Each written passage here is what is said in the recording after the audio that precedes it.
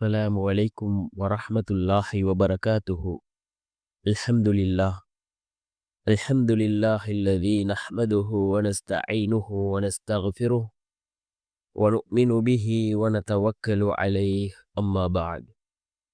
அன்பிற்குரிய அல்லாஹ்வின் நல்லடியார்களே, அன்பு சகோதரர்களே, நாம் தொடர்ச்சியாக பார்த்து வரக்கூடிய துஆக்களினுடைய திக்ருகளினுடைய தொகுப்பில் இன்று நாம் பார்க்க இருக்கின்ற விடயம் என்னவென்றால்,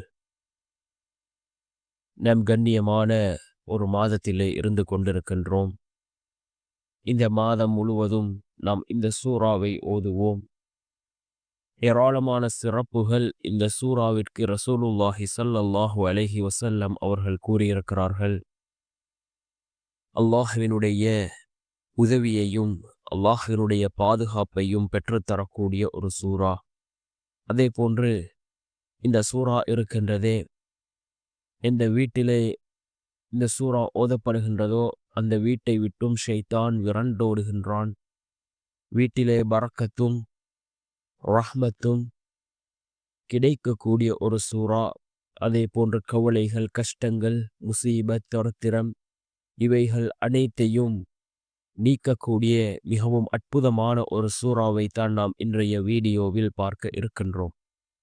அன்பார்ந்த சகோதரர்களே, அல்லாஹ்வின் நல்லடியார்களே, அல்லாஹ் 4 மாதங்களை கண்ணியமான மாதங்களாக, சிறப்பிற்குரிய மாதங்களாக அல்லாஹ் வைத்திருக்கின்றான். அந்த கண்ணியமான சிறப்பிற்குரிய மாதங்களில் ஒரு மாதம்தான் இந்த ரஜபுடைய மாதமாக இருந்து கொண்டிருக்கின்றது.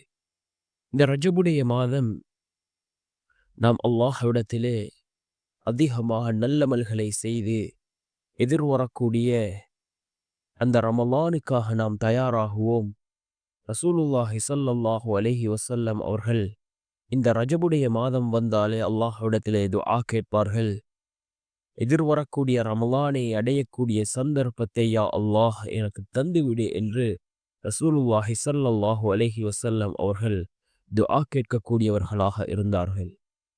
அன்பார்ந்த சகோதரர்களே, அல்லாஹ்வின் நல்லடியார்களே, அல் குர்ஆனிலே 114 சூறாக்கள் இருக்கின்றது. ஒவ்வொரு சூறாக்களுக்கும் ஒவ்வொரு விதமான சிறப்புகள் இருக்கின்றது.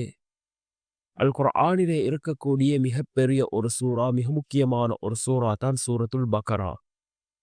இந்த சூரத்துல் பக்கரா எந்த வீட்டிலே ஓதப்படுகின்றதோ அந்த வீட்டை விட்டும் ஷைத்தான் விரண்டோடுகின்றான்.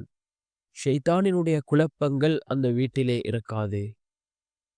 ஷைத்தான் ஒரு போதும் அந்த வீட்டுக்கு வரமாட்டான். அப்படிப்பட்ட ஒரு சூறா இந்த சூரத்துல் பக்கராவாக இருந்து கொண்டிருக்கின்றது.